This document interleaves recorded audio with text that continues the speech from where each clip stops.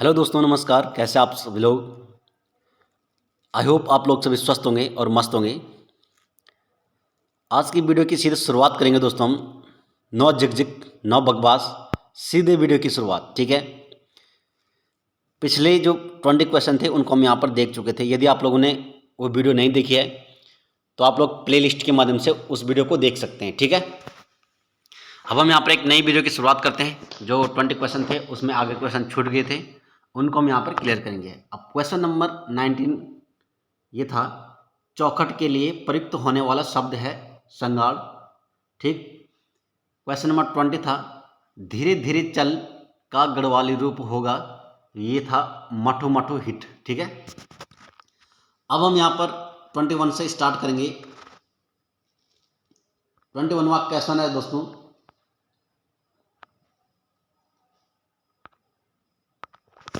Question number 21, देव दर्शन का अवसर मिलना के लिए उपयुक्त मुहावरा होगा।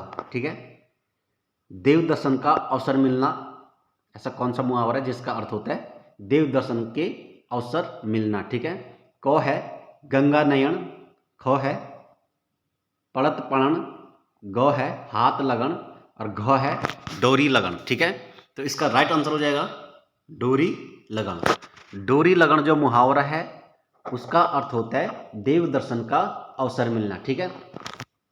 बढ़ते अगले क्वेश्चन पे। क्वेश्चन नंबर 22, असिंचित खेतों के लिए गढ़वाले में प्रयुक्त शब्द है। ऐसे खेत जिनकी सिंचाई नहीं होती है, फसलें तो उगाई जाती है लेकिन उन पर क्या होता है, सिंचाई नहीं होती है। ठीक है। तो ऐसे खेतों के लिए गढ़वाले में कौन सा शब्द है? असिंचित खेत बोलते हैं जिसको। ठीक है। क है उखड़, ख है द्युका, ग है सेरा और घ है त्वली। ठीक है। तो इसका राइट आंसर हो जाएगा ऑप्शन नंबर क, उखड़। असिंचित खेतों के लिए गढ़वाले में प्रयुक्त शब्द है दोस्तों उखड़। उखड़ भूमि बोलते हैं उसको। ठीक है। उखड़ जमीन, बंजर जमीन, सिंचित जमीन, असिंचित जमीन, लेकिन उखड़ जमीन बोलते हैं किसमें, गढ़वाली शब्द में। ठीक है। अब बढ़ते हैं अगले क्वेश्चन की ओर।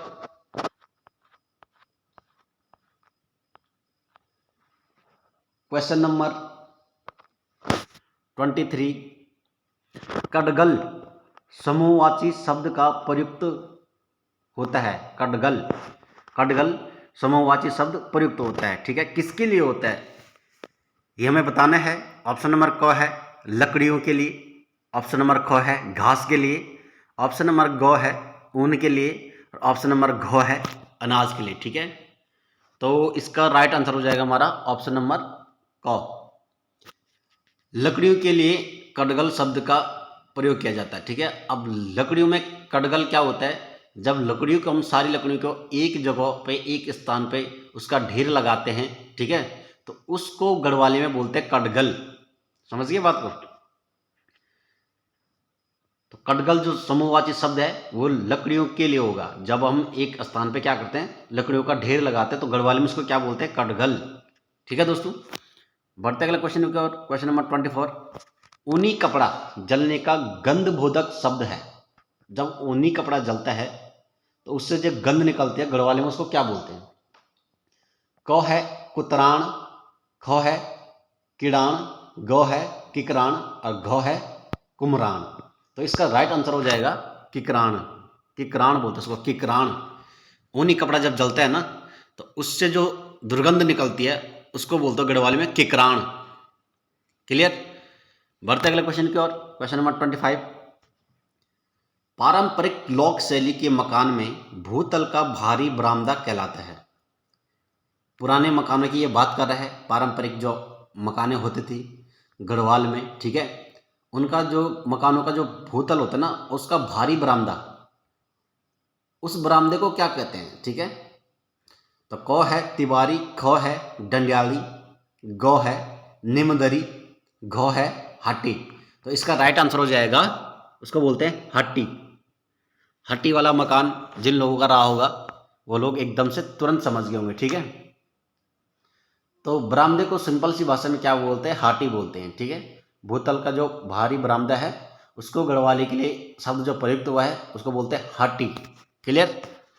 बढ़ते अगले क्वेश्चन की ओर। क्वेश्चन नंबर 26, जब तौली बोगी तब आई अक्ल, लोकोक्ति में किसका महत्व बताया गया है? ध्यान से समझना है। जब तौली बोगी तब आई अक्ल, क है समझ, ख है समय, ग है परिश्रम और घ है पराक्रम। तो इसका राइट आंसर हो जाएगा ऑप्शन नंबर ख। समय की यहाँ पर बात हो रही है, समय की महत्ता को बताया जा रहा है कि जब तौली बोगी तब आई अक्ल, यानी जब कोई काम पहले हो चुका है तब उसके बारे में हमें ख्याल आया है, अबे यार इस काम ने तो ऐसा होना था, ठीक है। तो वहाँ पर समय की पराकाष्ठा को बताया गया है कि समय कितना इंपॉर्टेंट है, समय की वैल्यू क्या है, ठीक है। तो इस बात को लेकर ये डिनोट कर रहा है। तो जब गढ़वाली में इसको कहते हैं, जब तौली बोगी तब आई अक्ल, यानी अब पछता के क्या फायदा, तौली तो बह चुकी है, ठीक है। तो समय की बात कर रहे हैं यहाँ पर, क्लियर होगी बात। बढ़ते अगले क्वेश्चन की ओर। 27, भचाक लगन मुहावरे का अर्थ है।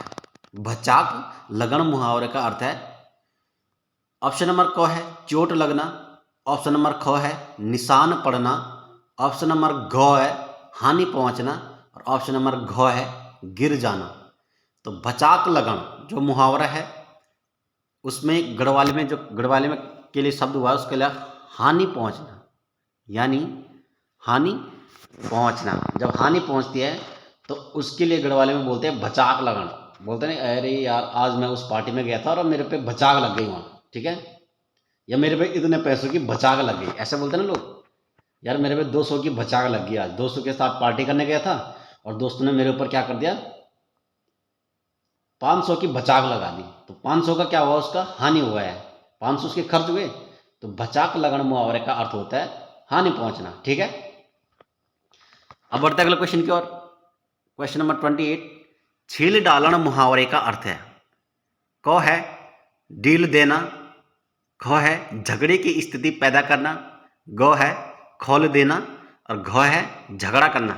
तो इसका राइट आंसर हो जाएगा, छील डालन मुहावरे का अर्थ होता है झगड़े की स्थिति पैदा करना, यानी जब हम झगड़े को बुलाव देते हैं, झगड़े की स्थिति पैदा करते हैं तो उसको बोलते हैं छील डालन, ठीक है। सिंपल सी भाषा में होता है ना, जब लड़ाई होती है तो आपस में एक दूसरे से लड़ाई करने वाले आदमी बोलता है कि मैं तुझे छील डालूंगा, समझ गई बात में, मैं तुझे छील डालूंगा, यानी अब झगड़े की स्थिति एकदम पैदा होने वाली है, ठीक है। दोनों एकदम आक्रोश हो रखे हैं, एक दूसरे को बोला मैं तुझे छील डालूंगा, यानी झगड़े की स्थिति पैदा करना। वो दोनों क्या कर रहे हैं, झगड़े की स्थिति पैदा कर रहे हैं, ठीक है। तो छील डालन मुहावरे का अर्थ हो जाएगा झगड़े की स्थिति पैदा करना। क्लियर होगी बात। अब बढ़ते हैं अगला क्वेश्चन की ओर। क्वेश्चन नंबर 29, क्वेश्चन नंबर 29 है, वह शब्द युग्म बताइए जो बाकी तीनों से भिन्न है, ठीक। ऑप्शन नंबर क है घसे लिपे, ऑप्शन नंबर ख है राजी खुशी, ऑप्शन नंबर ग है डाली बोटली, ऑप्शन नंबर घ है तीर ढीस।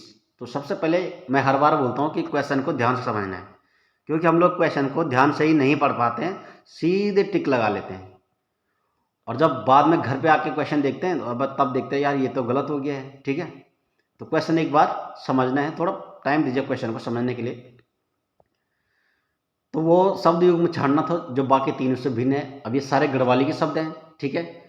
घसे लिपे, घसे लिपे का मतलब होता है कि आंगन को, दहलीज को या घर को घसना लीपना, ठीक है।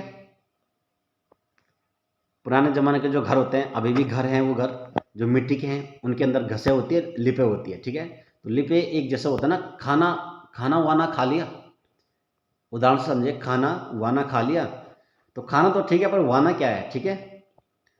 तो ये संबंध शब्द है जो मिलान करते हैं, शब्द और वाक्य को उचित बना देते हैं, ठीक है। तो घसे लिपे, अगर केवल घसे होता तो समझ नहीं आता यार ये घास की बात कर रहा है या घसने की बात कर रहा है, ठीक है, या घिसने की बात कर रहा है, कुछ समझ में नहीं आता। लेकिन घसे लिपे के साथ इसने लिपे शब्द लगाया तो हम तुरंत समझ गए क्या घसे लिपे की बात कर रहा है, ये घसने की बात कर रहा है किसी चीज़ को, समझ गए बात। तो घसे लिपे बिल्कुल शुद्ध शब्द है। राजी खुशी एकदम स्वस्थ है। गौ वाला है डाली बोटली, डाली बड़ी होती है, बोटली छोटी होती है उससे, यानी पेड़ और पौधे को डाली बोटली बोलते हैं। राज्य खुशी आप लोग सही है, ठीक है। तो इसमें जो अजनबी और विचित्र सा शब्द दिखाई दे रहा है वो है दोस्तों घ वाला, तीर ढीस। जबकि क्या होना था, तीर कमान, ऐसा होना था इसमें, ठीक है। तो तीर ढीस ये उटपटांग से शब्द है, अलग ही पहचाना जा रहा है, ठीक है। बाकी तीनों ऑप्शन नंबर क, ख, ग एकदम सही है। अब बढ़ते हैं अगले क्वेश्चन की ओर। क्वेश्चन नंबर 30, झाड़ी या सूखे पत्तों पर चलने के लिए प्रयुक्त होने वाला ध्वन्यर्थक शब्द है। अब देखना, झाड़ी और सूखे पत्तों पर, ठीक है। क है छिबड़ाट, ख है छिंछाट, ग है छबताट और घ है छचड़ाट, ठीक है। गढ़वाली के शब्द बहुत खतरनाक है भाई, ठीक है। पढ़ा भी नहीं जा रहा ढंग से कि इन शब्दों को कैसे पढ़ना है, तो इन शब्दों को हमें बार बार पढ़ने की ज़रूरत है, तब जाके समझ आएंगे। जो लोग जिनका जन्म उत्तराखंड में ही हुआ है वो तो कुछ गढ़वाली को हद तक जानते हैं, ठीक है। पर जो लोग उत्तराखंड में जन्मे और सीधे शहरी इलाके में आ गए उनके लिए थोड़ा टफ हो सकता है, ठीक है। बट कोशिश करने वालों को कभी हार नहीं होती है, आप लोग सभी जानते हैं। तो कोशिश करना है, इन शब्दों को समझना है। और यूके एसएससी आप लोगों को पता है, यूके जो SSSC है वो गढ़वाली शब्द पूछते ही पूछते हैं, ठीक है। गढ़वाली क्वेश्चनों के जो 4-5 क्वेश्चन होंगे वो उसने डालने ही डालने हैं, समझ गए बात को। तो गढ़वाली शब्द को जानना बहुत ज़रूरी है। तो झाड़ी और सूखे पत्तों पर चलने के लिए जो प्रयुक्त शब्द है वो हो जाएगा हमारा छिबड़ाट। ऑप्शन नंबर क हो जाएगा, छिबड़ाट इसका राइट आंसर हो जाएगा। देखना कि अब हम लोग कहीं पर बैठे हुए हैं और आसपास कोई सूखा एरिया है, वहाँ से अगर कोई आ रहा है तो हम बोलते हैं आपस में, क्या देखो यार उधर देखो, उधर देखो क्या हो रहा है, उधर छिबड़ाट हो रहा है ना।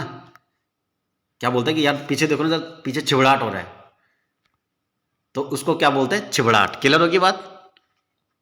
अब बढ़ते हैं अगला क्वेश्चन की ओर।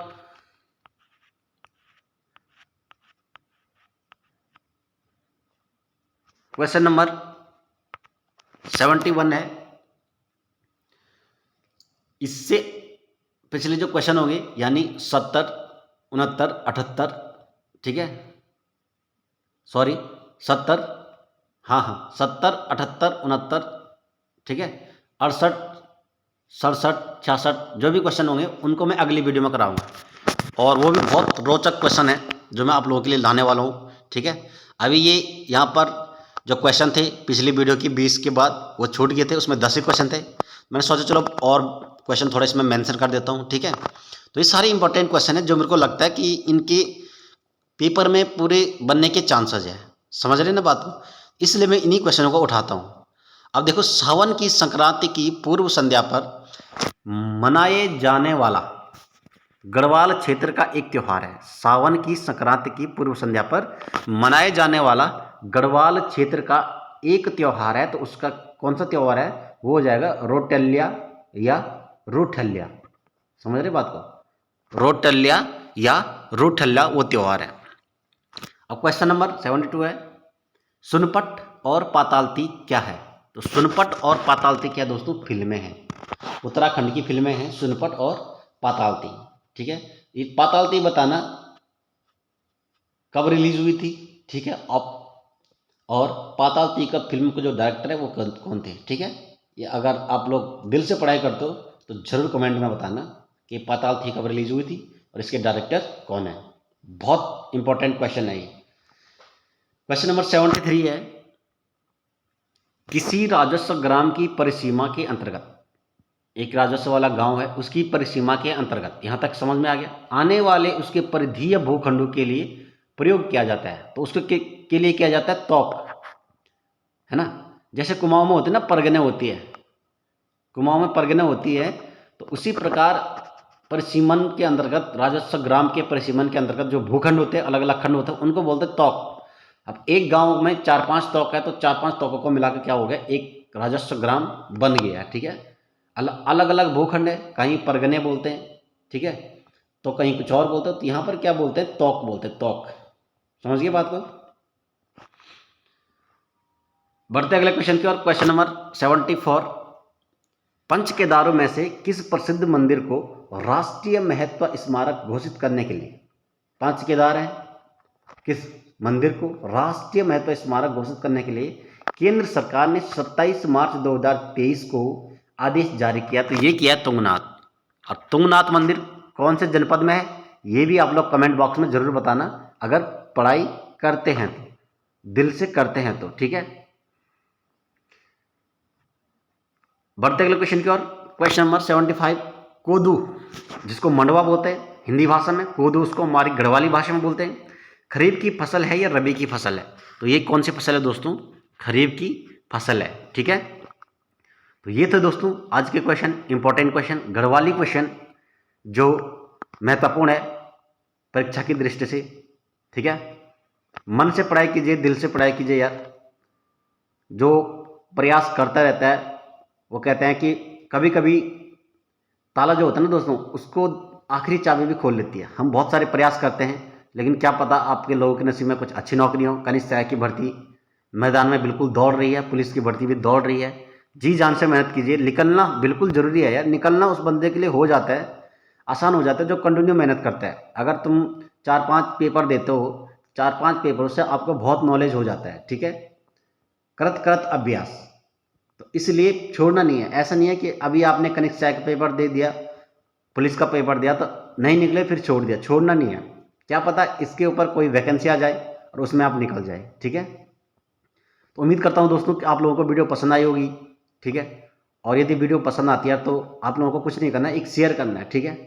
और अपने दोस्तों को जरूर पहुँचाओ यार, जो लोग गवर्नमेंट जॉब की तैयारी करते हैं, शुरू से करना चाहते हैं, ठीक है, बट उनको लिए कोई प्लेटफॉर्म नहीं मिल रहा है सही सा, ठीक है। तो उस प्लेटफॉर्म का जरिया एक ये भी है दोस्तों, इस चैनल के माध्यम से भी आप लोग अपनी पढ़ाई को कंटिन्यू जारी रख सकते हैं। अगर कोई भी थॉट इस वीडियो में लगता है, सारी वीडियो की मैंने प्लेलिस्ट बनाई है। आपको उत्तराखंड पढ़ना है, आप चैनल के माध्यम से प्लेलिस्ट में जाइए, सारे उत्तराखंड की वीडियो मिलेंगी। आपको भारत का संविधान पढ़ना है, उसके लिए भी प्लेलिस्ट बनाई है। आपको शॉर्ट ट्रिक्स पढ़नी है, सबसे बड़ी बात है कि शॉर्ट ट्रिक्स अगर आपने पढ़नी है तो शॉर्ट ट्रिक्स की मैंने प्लेलिस्ट बनाई है। आप सारी शॉर्ट ट्रिक्स वहाँ से, शॉर्ट ट्रिक बहुत आसान होती है दोस्तों।